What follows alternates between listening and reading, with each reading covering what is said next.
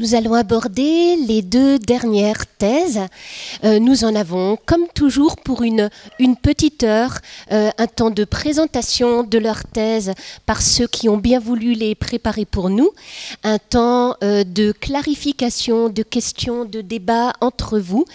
Et par la suite, à partir de 18h15, 18h20, nous aurons le temps pour un débat en plénière qui pourra porter non seulement sur les thèses qui vont vous être présentées maintenant, mais également sur celles du début de l'après-midi, voire sur celles de ce matin, et sur toute autre question liée à notre thème qui vous aurait manqué.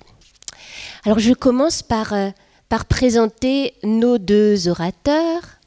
Voilà.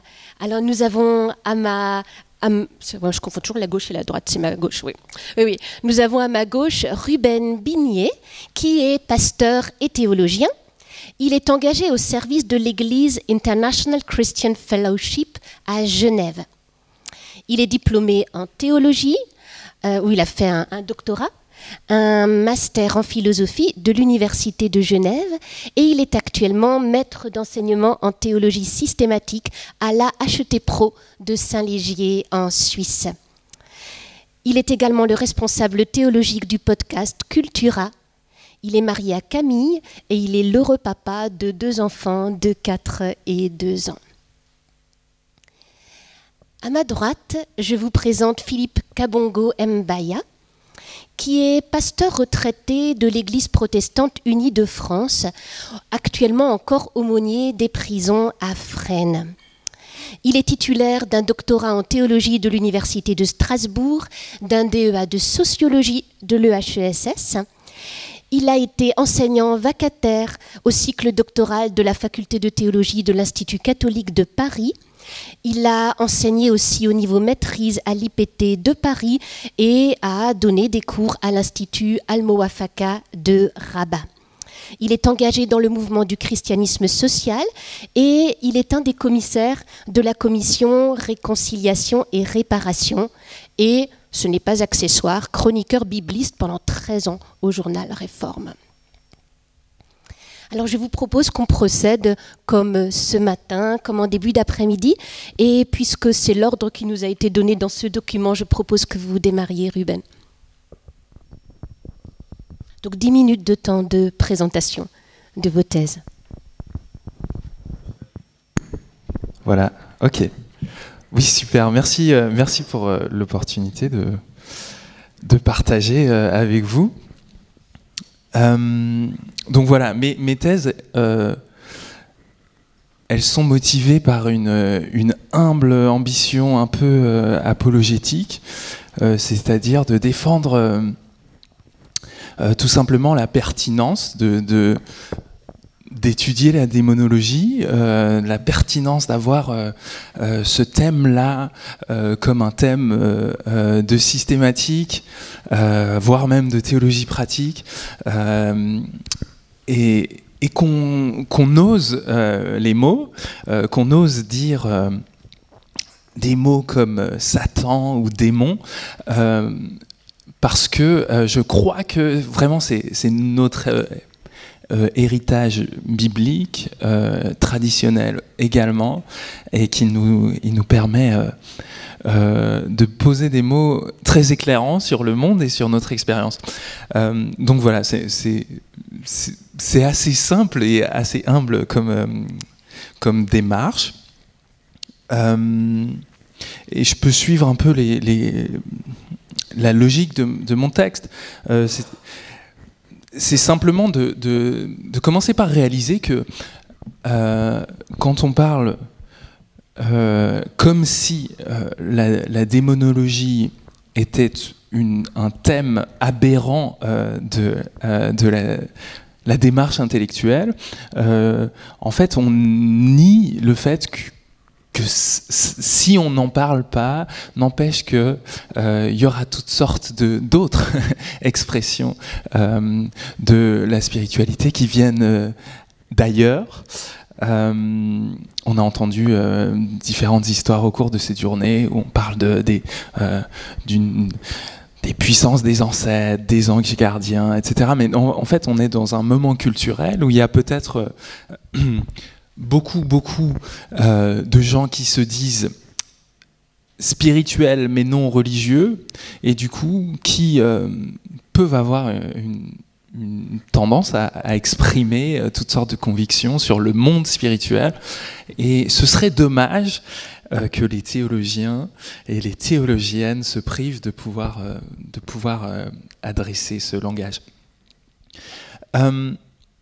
Maintenant, si je regarde plus en systématique, ce qui est intéressant, c'est de voir vraiment la démonologie comme une pièce très utile pour penser la création, pour penser le mal dans la création, pour penser la théodicée, pour penser la nature de la condition de la création et de la condition humaine. On voit ça par exemple chez Barthes ou d'autres.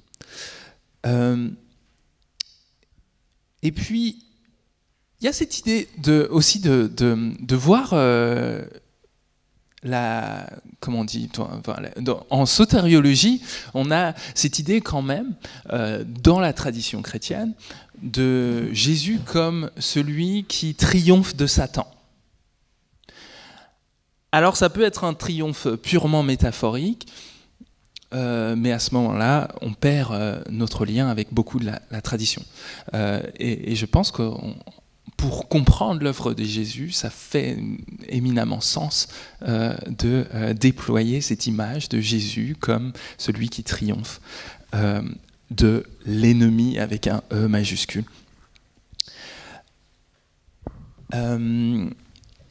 Beaucoup de mon travail intellectuel était en théologie politique, et du coup je peux voir aussi se déployer ce thème de la démonologie en théologie politique, et là en fait on a vraiment un lieu extrêmement fécond pour utiliser ce langage, parce que en fait en théologie politique on réalise très vite que la manière dont le Nouveau Testament pose les concepts politiques est éminemment apocalyptique et démonologique.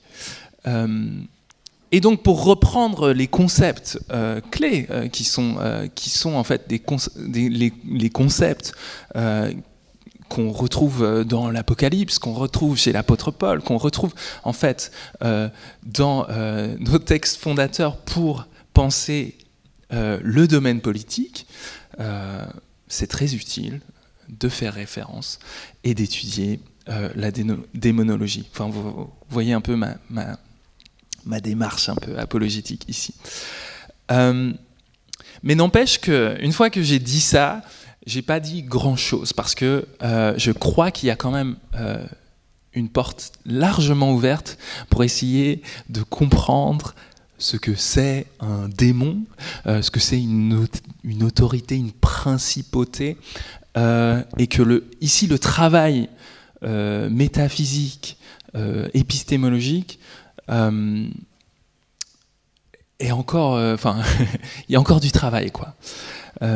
Et donc, ce que j'aimerais pas faire, ce que j'aimerais éviter, c'est de tomber dans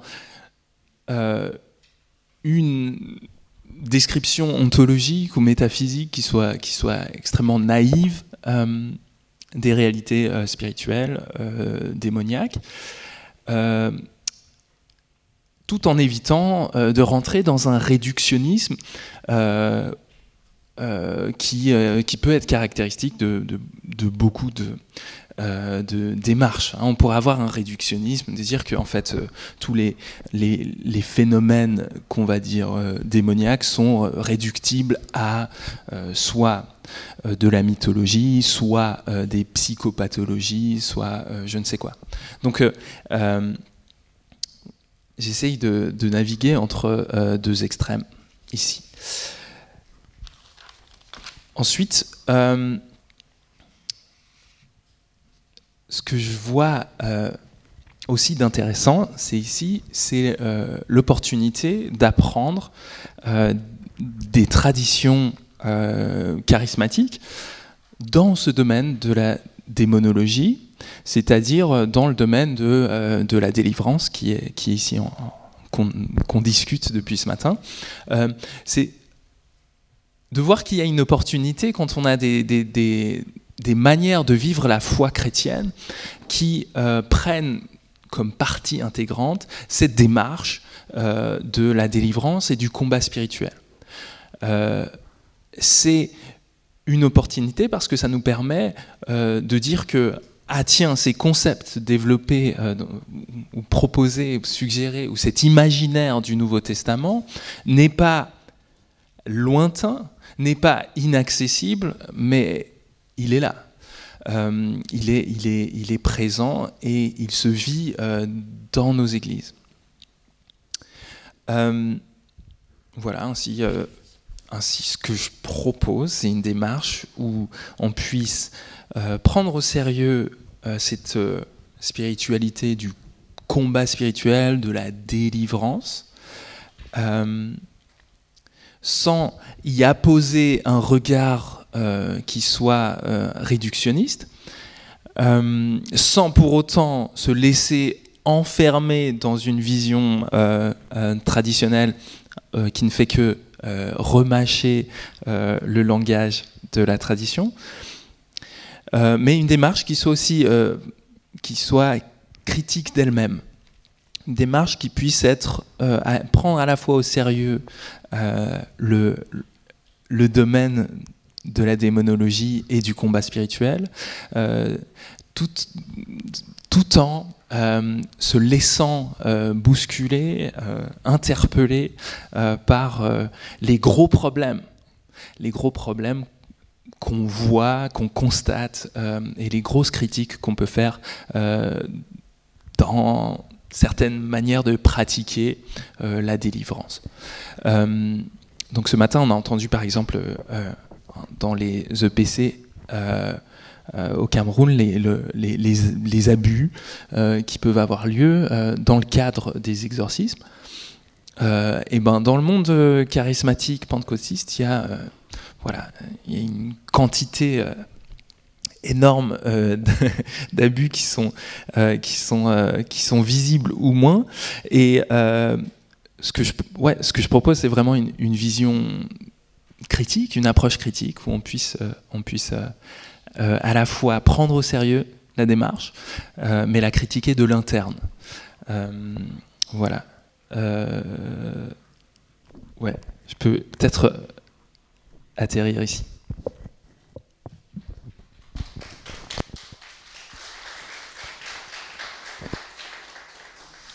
Merci beaucoup Ruben, merci, vous avez admirablement tenu le temps, merci pour ça aussi. C'est le moment pour nous, pour Philippe en particulier, de vous poser des questions de clarification, de compléments sur ce que vous avez exposé, si vous le souhaitez, Philippe. Oui, alors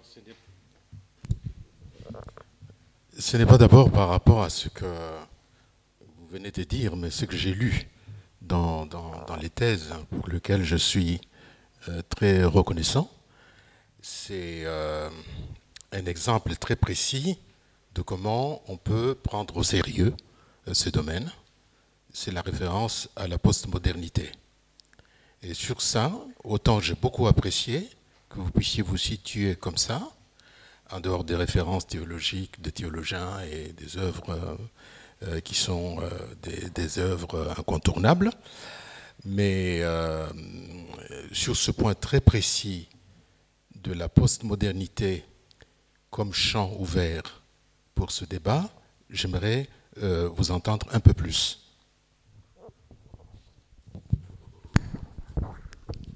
Est-ce que vous pourriez préciser la question? C'est-à-dire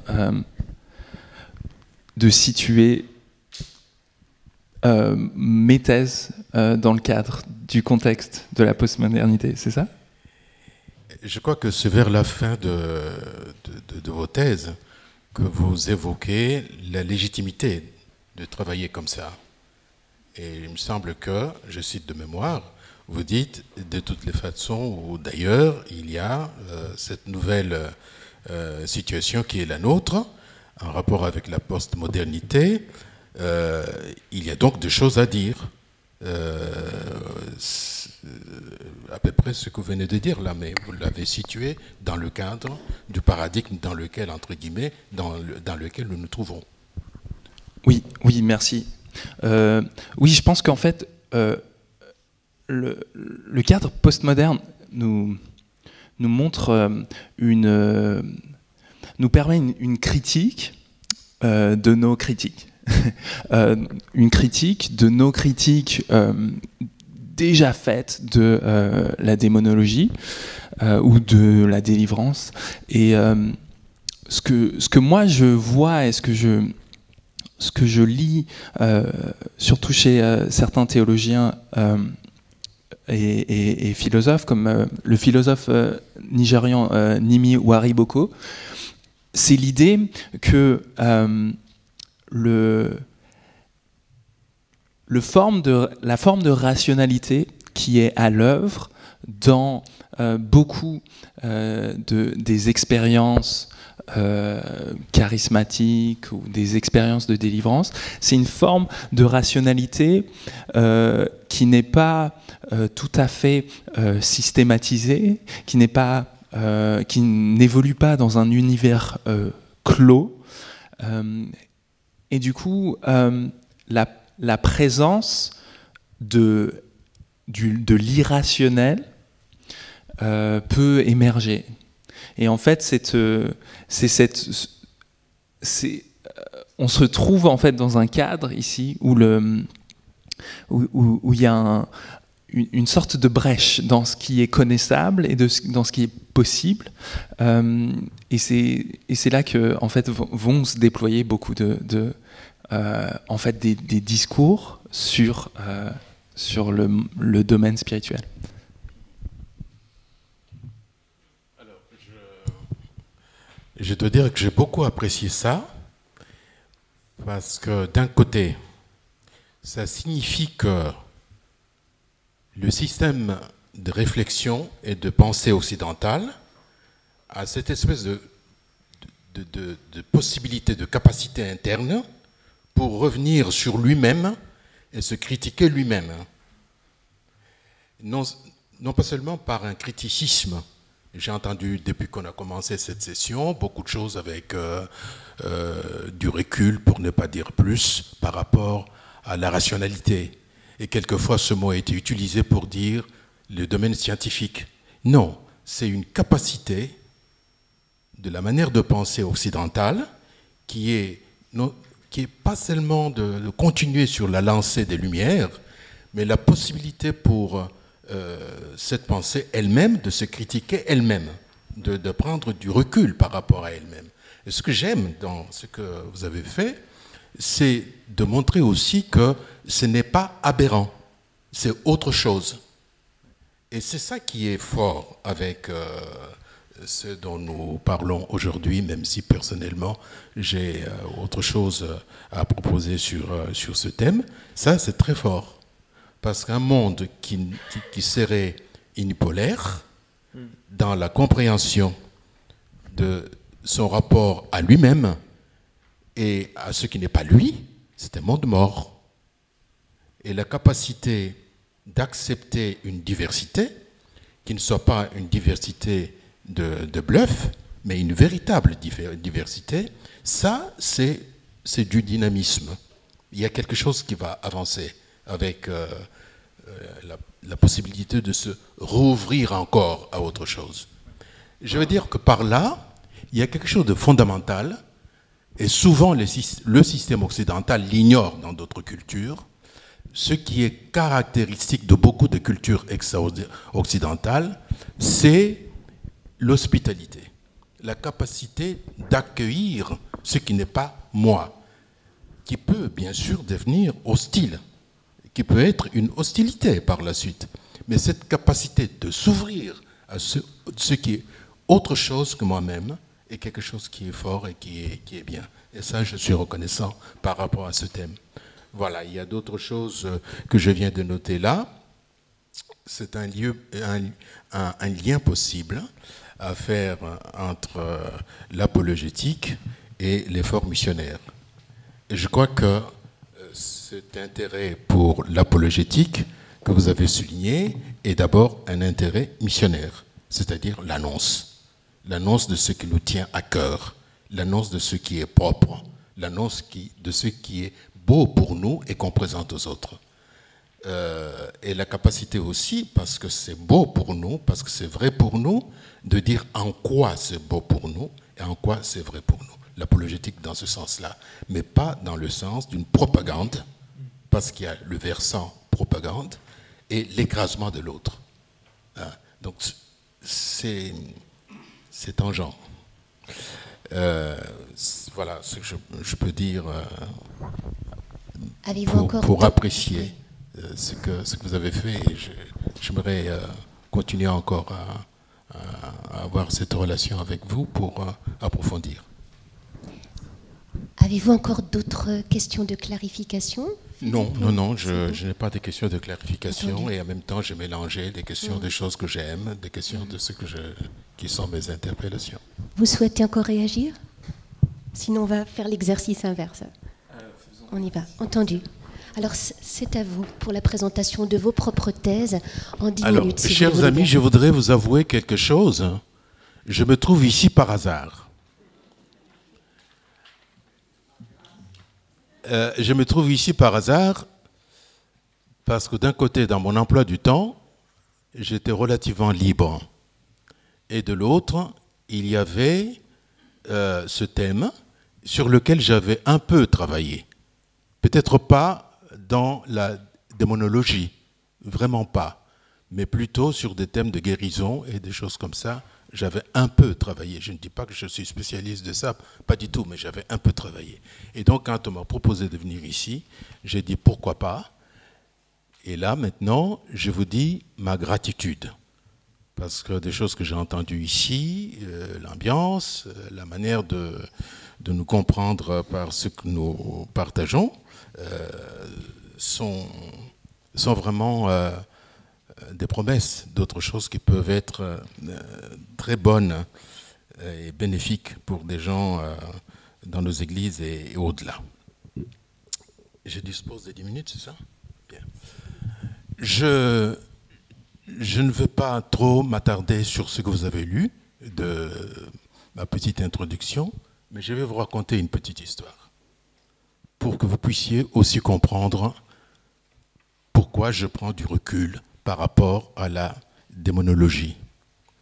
J'ai un ami, et pour le respecter et le préserver, je vais l'appeler Jean-Pierre.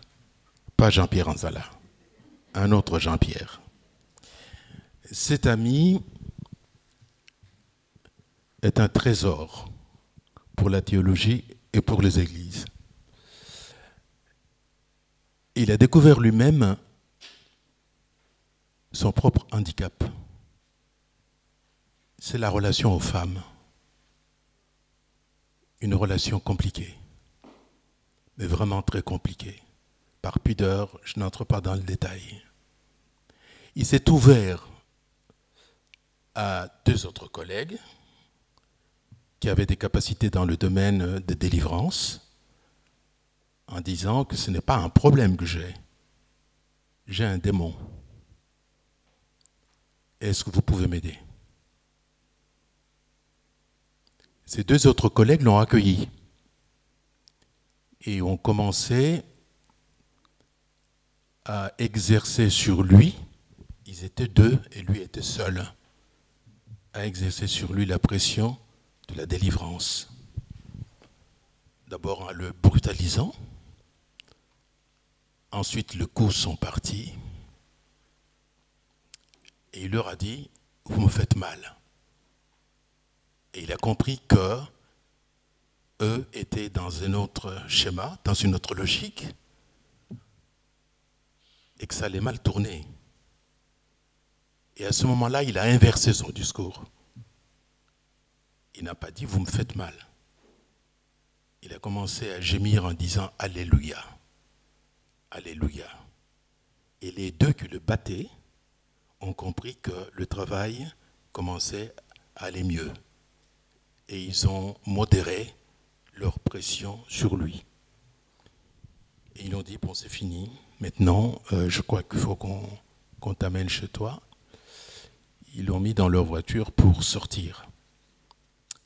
Et en sortant, ils étaient donc 3, les 2 des livreurs, là, et mon ami Jean-Pierre. Et mon ami Jean-Pierre voit une fille qui était belle. Et je crois qu'il connaissait cette fille. Et il dit aux délivreurs, on dit délivreur à ses collègues qui faisaient la séance de délivrance, vous voyez comment elle est belle, elle est irrésistible. Et quand il m'a raconté ça, lui-même a éclaté de rire, en me disant, mais Philippe, tu sais, même mon rire ne leur a rien appris.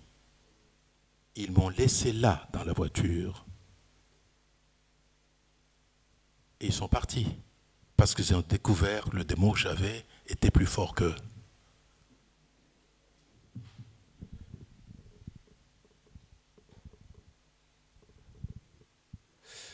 Je vous dis ça simplement pour essayer d'illustrer aussi ce que j'ai mis dans mon papier.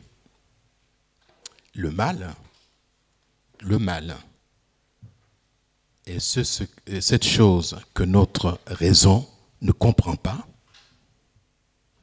d'un côté, et de l'autre, cette même chose-là que notre volonté ne peut pas accepter. Et dans cette situation intenable de ce qui définit notre liberté et notre humanité, tout ce qui nous reste, c'est la protestation. Non pas la protestation prophétique, des dénonciations, d'indignation, non. La protestation la plus intérieure en nous, qui dit une parole dédiée, on ne sait pas à qui, ça ne peut pas être comme ça. La protestation la plus profonde. Et cette protestation signifie les choses peuvent être autrement, au fond. Les choses peuvent être autrement. La possibilité d'envisager que les choses puissent être autrement montre aussi qu'on a une idée de ce qui est contraire au mal. C'est pour ça que j'ai mis dans mon papier ce qui est premier, ce n'est pas le mal, c'est la bonté originaire de Dieu. Et donc, si nous ne calons pas notre réflexion entre d'un côté la théologie de la création et de l'autre la théologie, cette théologie de l'apocalypse, de l'apocalyptique, de la littérature apocalyptique, on est totalement à côté. Parce que ce qui nous définit, c'est la possibilité de postuler que le bien existe. Je crois que Gilles l'a dit à sa façon cet après-midi. Le mal, c'est ce que notre raison n'arrive pas à expliquer, à interpréter correctement, mais c'est aussi cette même chose que notre volonté n'accepte pas. Ce que je viens de vous dire là n'est pas de moi, bien entendu. C'est de Naber, Jean Naber. Ceux qui connaissent ce philosophe un peu oublié aujourd'hui, il y a une référence dans mon texte. Et je pense que nous pouvons, je ne dis pas qu'il faille obligatoirement raisonner et regarder ça de cette manière. Je propose que nous puissions aussi interpréter les actes de protestation de Jésus devant les gens diminués, devant les gens possédés, à partir de cette protestation. C'est comme si Dieu s'indignait. Ça ne peut pas être ça. C'est comme si Dieu, en Jésus-Christ, protestait. Je n'ai pas fait ce monde pour ça. C'est quelqu'un que nous connaissons tous, quels que soient nos bords théologiques et confessionnels,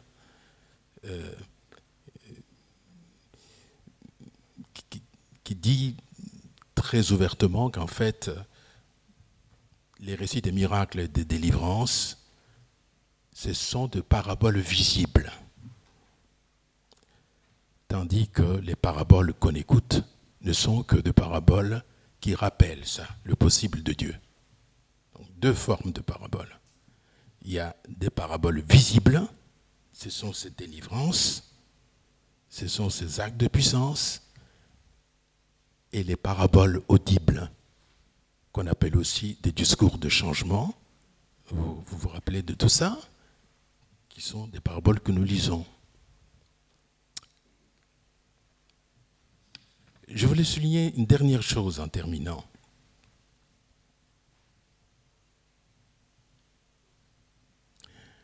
Ce qui se passe avec le problème qui nous a réunis me rappelle un thème qui est très fort en milieu africain et dans la diaspora africaine.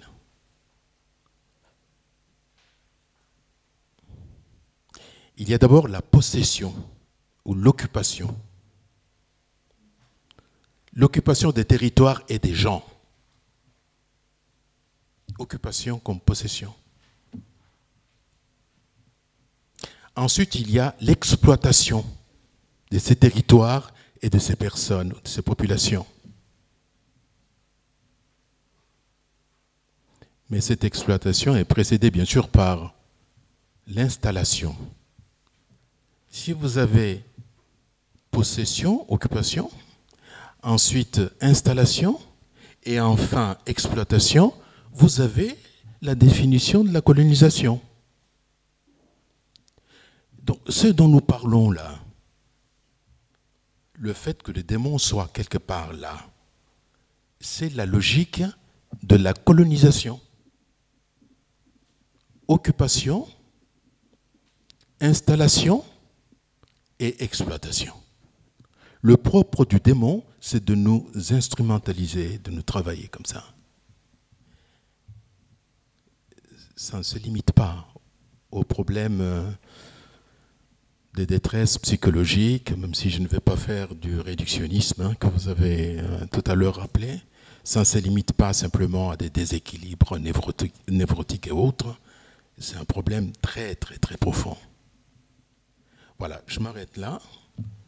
Je vous ai mis quelques références bibliques en terminant mon papier, mais j'ai une seule référence par laquelle vraiment je termine. C'est la parole de l'apôtre Paul. Et d'ailleurs, je souris en le disant. Nous sommes ici protestantes et protestants. Ne l'oubliez pas. Le protestantisme fondait sur le paulinisme. Et quand nous disons que rien ne peut nous séparer de l'amour de Jésus-Christ, c'est y compris le démon. Je vous remercie.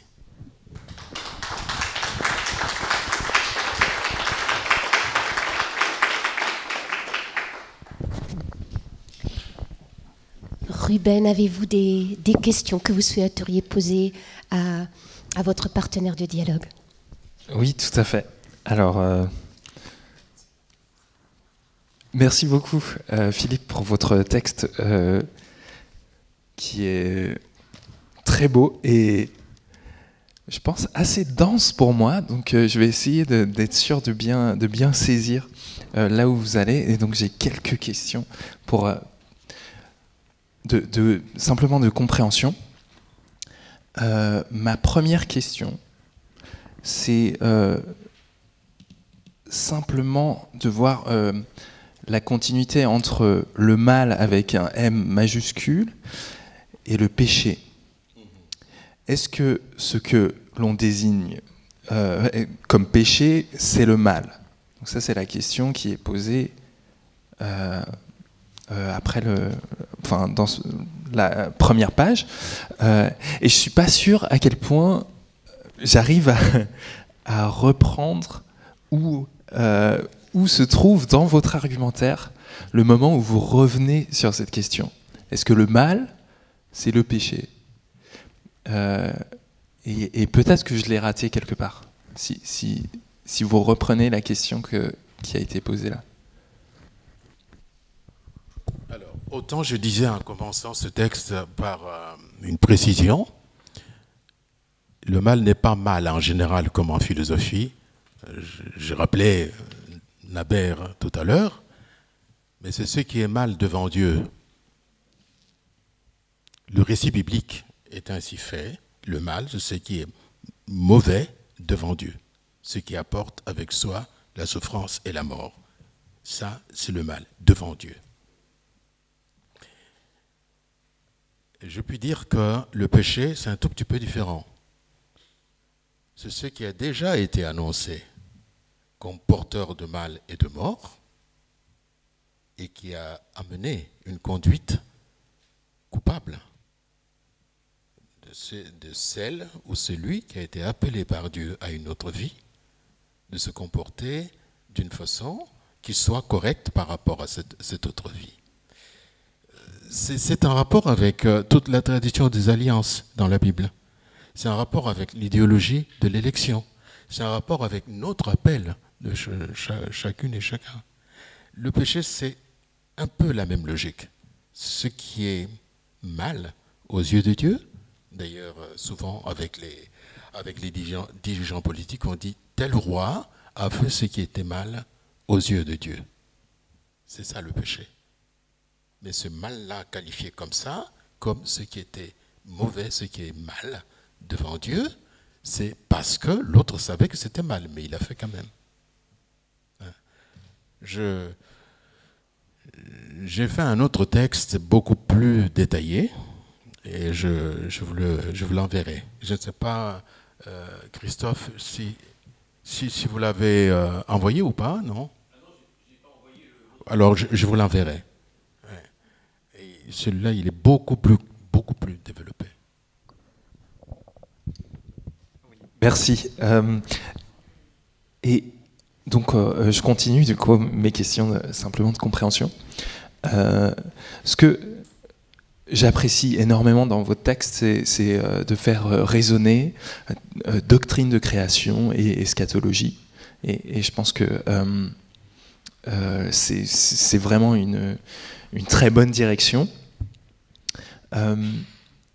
Mais j'essaye de comprendre la manière dont vous le faites. Et j'ai l'impression que vous cherchez intentionnellement à éviter de nommer le démon ou Satan en faisant ça. Donc je prends un exemple, c'est simplement votre mention des récits de Genèse 1 et de Genèse 2 et 3,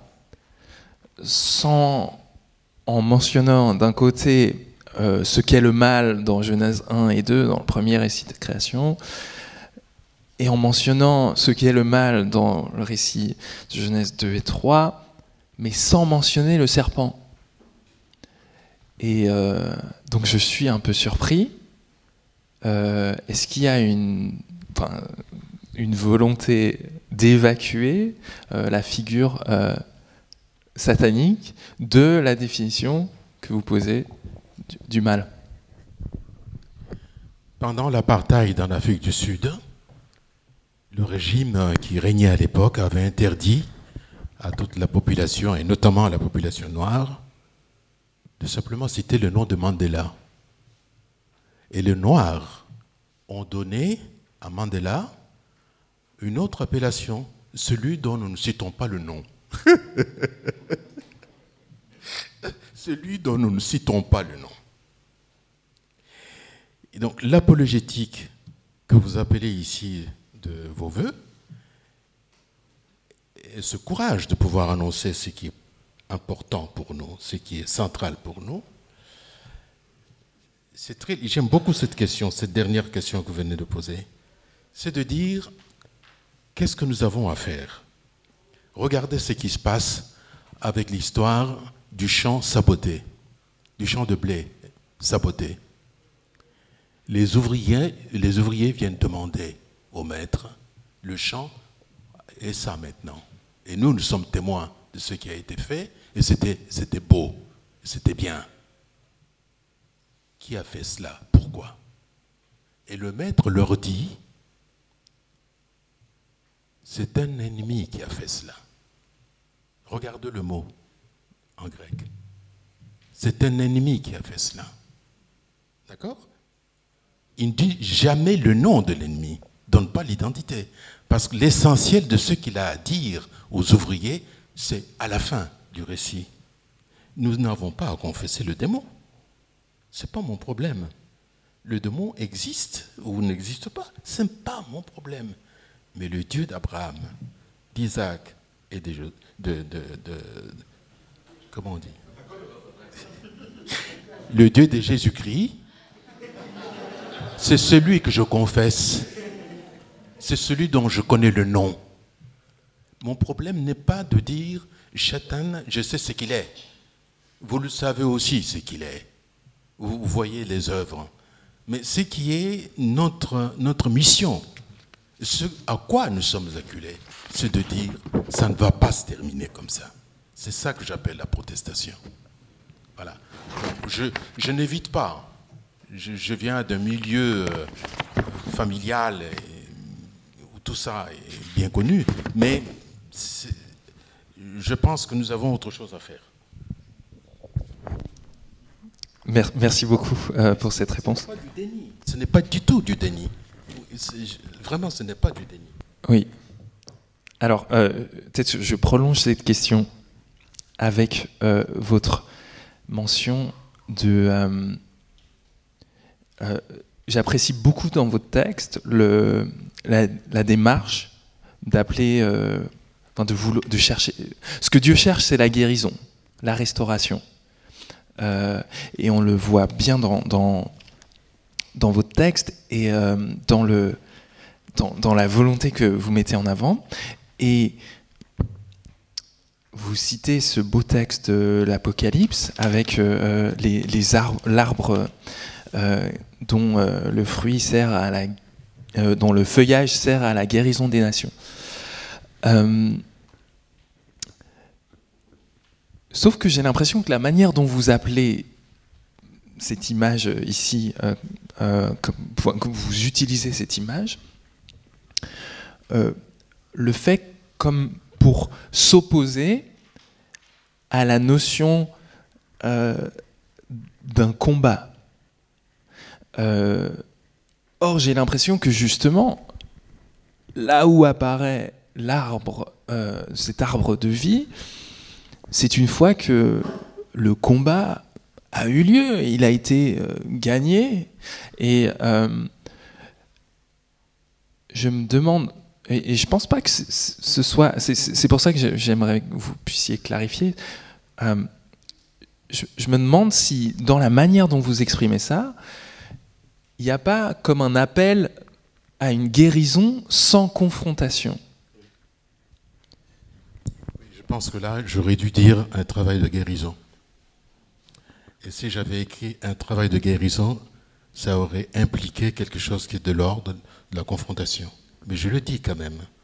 Je dis qu'ici, c'est un travail qui consiste à accueillir et qui n'est pas un travail d'exclusion, de sortie. Et j'aurais dû le dire parce que un passage avant, oui, c'est « Je me tiens à la porte » au chapitre 3 et je frappe. Le Seigneur ressuscité n'est pas celui qui entre par la fenêtre. Et c'est lui qui se propose à nous en frappant humblement à notre porte. C'est du travail. Et ça nous appelle à un travail de devenir des hommes et des femmes hospitaliers. Vous savez ce qui se passe entre la petite servante dans les Actes des Apôtres, quand Pierre est amené à la maison par l'ange, où ses amis étaient réunis en intercession pour sa libération. On amène Pierre, où Pierre est donc devant la porte, pendant que Pierre frappe pour qu'on lui ouvre la porte de là où se trouvaient ses amis en prière. La petite servante entend que c'est Pierre, reconnaît sa voix, et au lieu d'ouvrir, dans sa joie, elle va annoncer aux autres. Mais Pierre est à l'extérieur. Pierre est peut-être terrifié à l'idée qu'il soit rattrapé. par les soldats qui le gardaient là-bas. Vous voyez ce que je veux dire? Ce travail-là, c'est le travail du Seigneur qui dit « Je me tiens à la porte et je frappe, je ne m'impose pas ». Et de notre côté, ça éveille effectivement un travail d'hospitalité qui est presque comme un combat. Je vais terminer en disant que là où je donne quelquefois de mon temps avec la CRR, j'ai été 44 ans pasteur et je n'avais jamais fait cette expérience. Ce que j'ai vu là, des hommes, principalement des hommes, j'ai vu une fois une femme, indescriptible. Des gens qui avaient mon âge et qui attendaient qu'on les accueille et qu'on leur dise, qu'on leur montre, presque dans une relation de combat en quelque sorte, pour être crédible à lui et accepter que ce qu'il dit soit pris au sérieux. C'est pas une confrontation, c'est un travail d'échange qui est du travail, vraiment du travail, dans cette relation-là. Alors il y a combat et combat. Je ne suis pas du tout dans ce qu'on appelle combat spirituel, du tout. Mais cette disposition à accepter que les choses fassent leur temps, que les choses deviennent ce que le Seigneur veut que ce soit, oui, c'est un combat.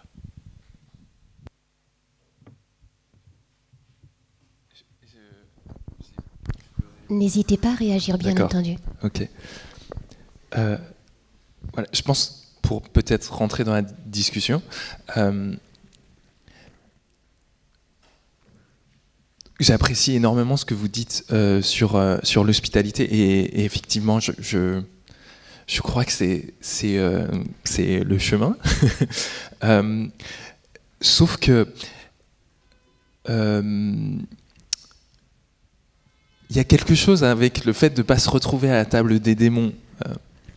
Et c'est pour ça que je parle, j'essaye de quand même défendre l'utilité de mentionner la démonologie, le combat spirituel, simplement parce que il y a des choses dont on doit se repentir et il y a des choses qu'on ne doit pas tolérer. Et en fait, de mener les combats que vous menez et qui sont des combats d'hospitalité, je crois que ça se fait aussi avec des armes spirituelles, puisque il y a des choses qui s'opposent à l'hospitalité aussi, en nous. Et donc, je vois vraiment pas une opposition entre cette démarche-là d'hospitalité et en même temps emprunter le chemin et le vocabulaire du combat spirituel.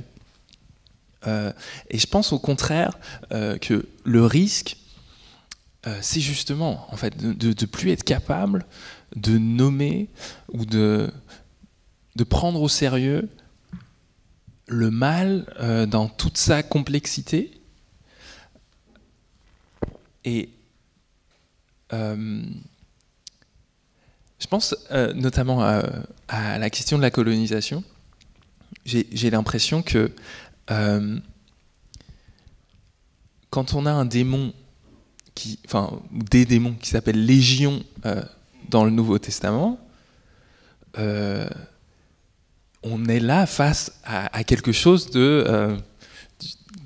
qui rassemble le spirituel et le politique, la démarche impérialiste et coloniale, à laquelle on résiste pas simplement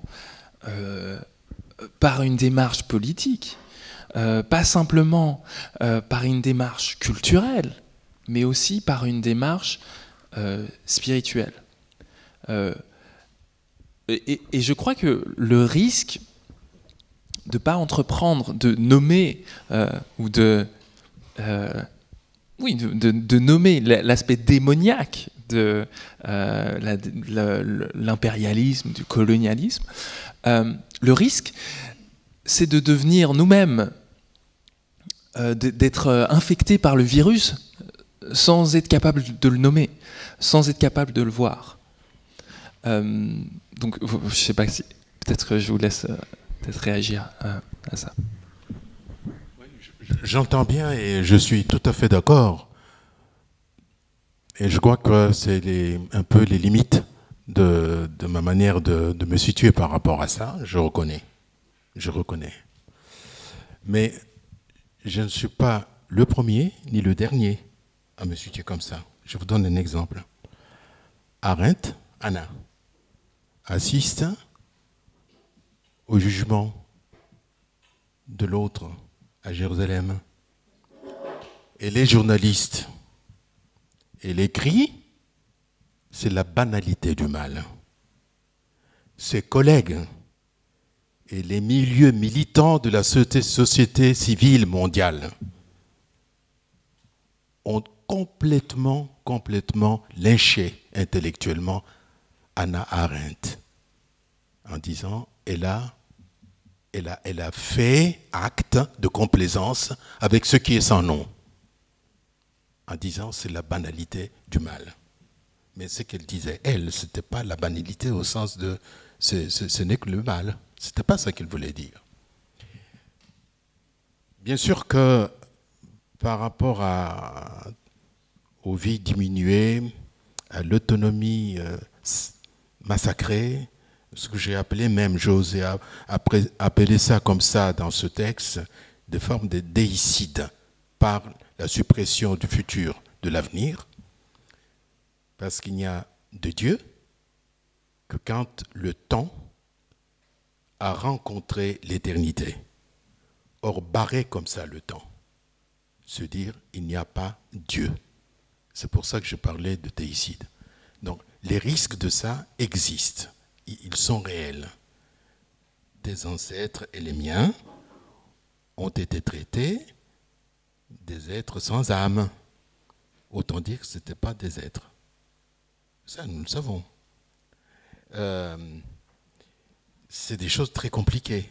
C'est des choses très compliquées à articuler. Mais nous devons les penser. Par contre, toi et moi, nous savons à qui nous appartenons.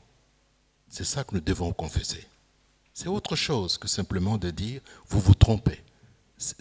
Alors, c'est là qu'intervient la protestation dont je parlais tout à l'heure. Il y a la protestation destinée à celui qui fait le mal, et il y a la protestation de témoignage. Dieu existe, et Dieu sait qui je suis. Ça, c'est beaucoup plus fondamental dans la manière de se tenir dans l'histoire que de dire à celui qui est en face, qui est dans un autre monde, dans un autre système, je suis aussi un être humain. Il ne l'entendra pas, parce qu'il n'est pas dans... Voilà, il y a protestation et protestation, c'est vrai. Il y a combat spirituel et combat spirituel. Je crois.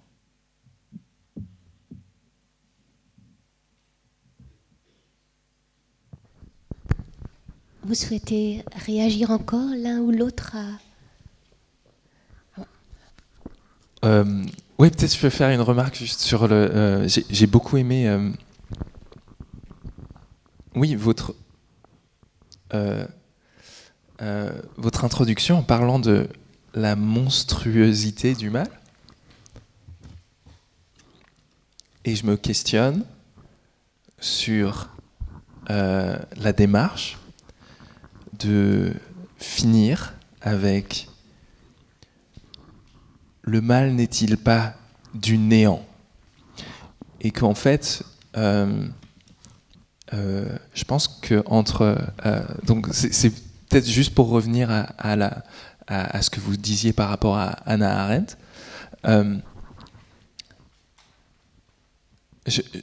Je m'interroge vraiment sur la fécondité de parler du mal comme du néant, en se disant on peut le balayer d'un revers de finalement il n'est pas réel. Et j'ai l'impression que c'est peut-être un risque avec le langage du néant, même si je suis d'accord, hein, on a entendu encore cette définition de saint Augustin, le mal n'a pas d'être, mais c'est l'absence du bien. Je ne sais pas si vous pouvez commenter simplement cette question du néant.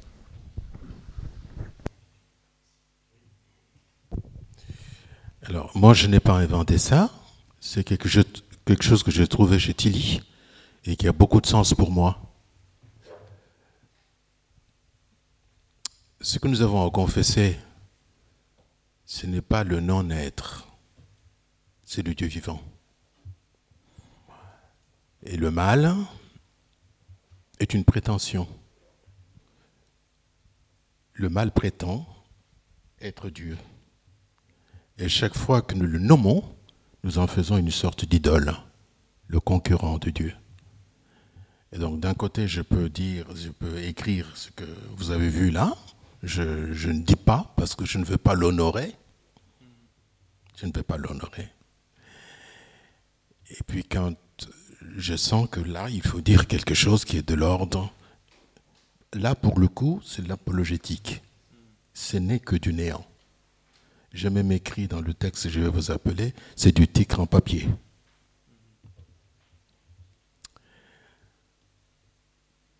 Parce que la priorité est donnée à autre chose.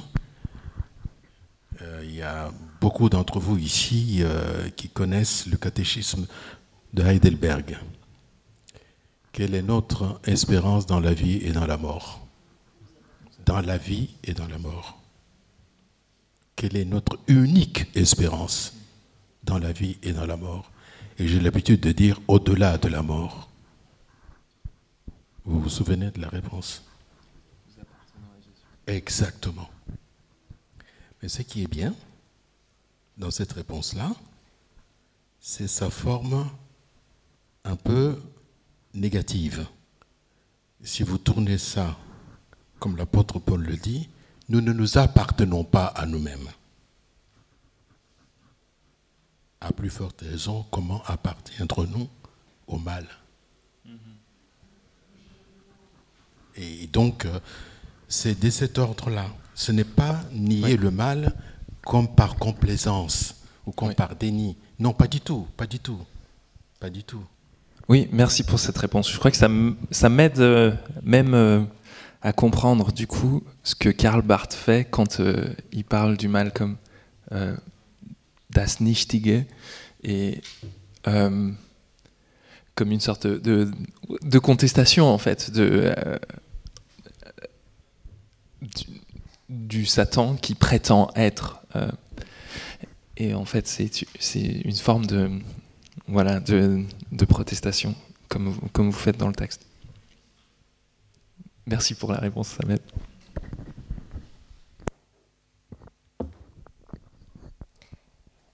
Je vois qu'il est 18h15. Oui.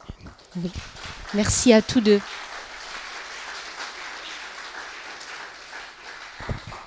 Mais je voudrais remercier vraiment Christophe et Bernard qui ont fait que je sois ici.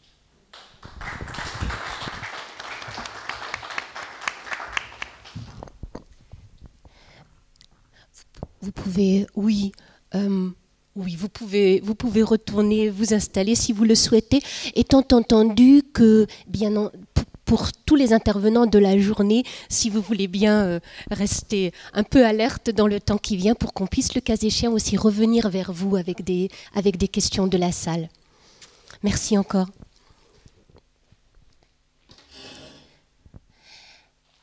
Alors, je vais, pour ma part, modérer le débat qui vient en coupant la parole au besoin, hein, je le dis tout de suite. Et la parole est donc à la salle. On va faire circuler un micro. Oui. N'hésitez pas aussi bien à prendre la suite du débat auquel vous venez d'assister.